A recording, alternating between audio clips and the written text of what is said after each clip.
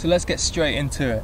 Nick's already set the scene that Jesus has got a captive audience, and he's been telling these Jewish people who already have a concept of God and what he's about. He's been telling them, you're blessed to be a blessing. So blessed are you who are merciful, because you will receive mercy.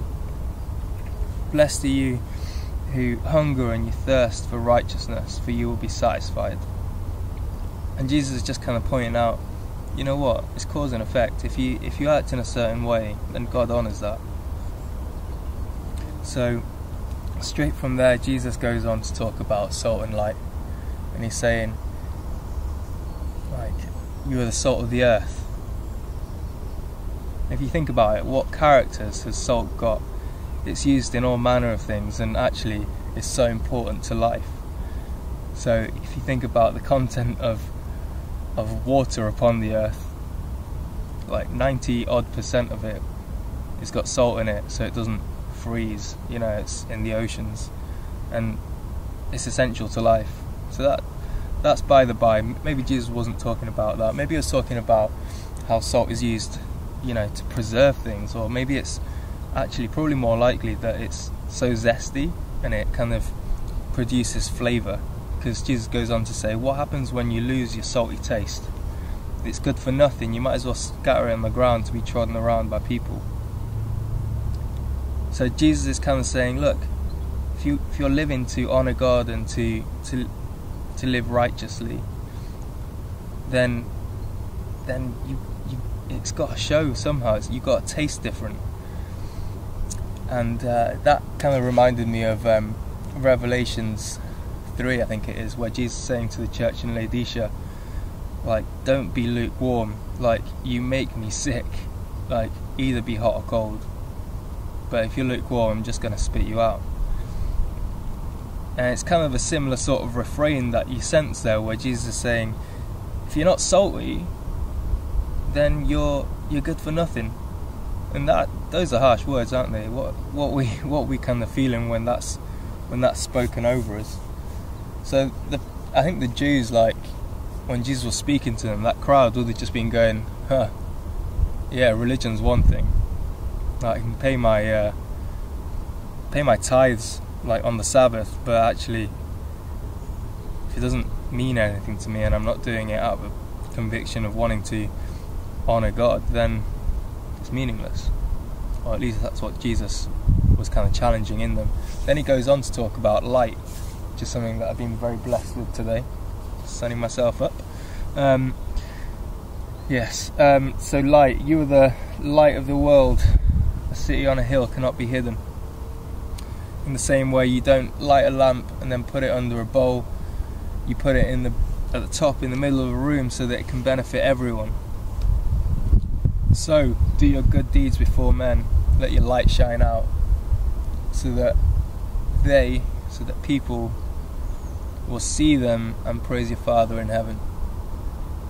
I think Jesus is he challenges people, doesn't he? He challenges the Pharisees about the way that they do good things, or they love to be seen to be doing good things and being honoured. So they go to the marketplace all dressed in their gowns, being seen to observe all the rules and all the laws, but yet they're doing it from a place of wanting the worship and the praise themselves.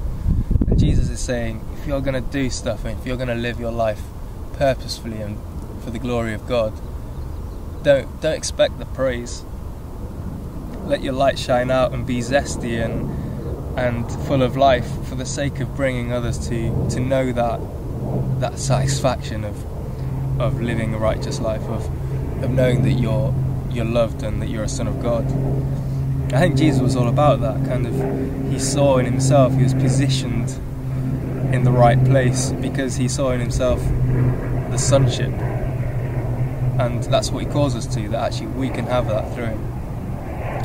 So I think Jesus just hates religion, but loves faith, loves people that are living in a place of just wanting to be on the edge and wanting to kind of lose it all to gain life in him. Yeah, that's kind of the challenge, isn't it?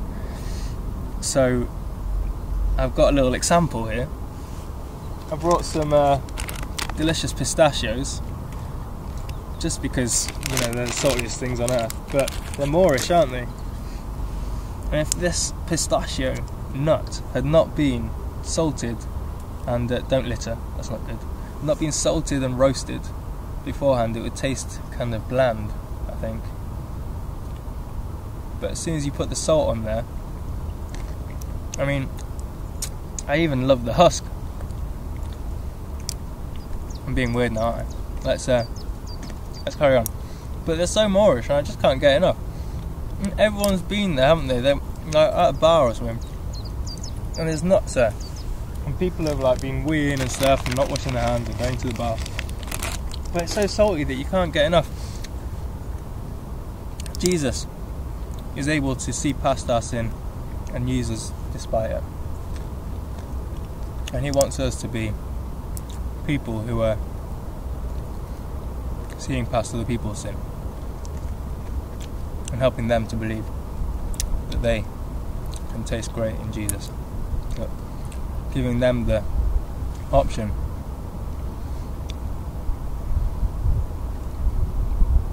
that's a good nut. That is good. Giving them the option to live life to the full.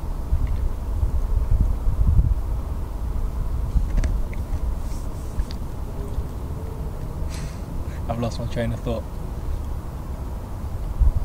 Anyway, so Chris wanted a meaty, concise talk. I kind of trailed off a little bit.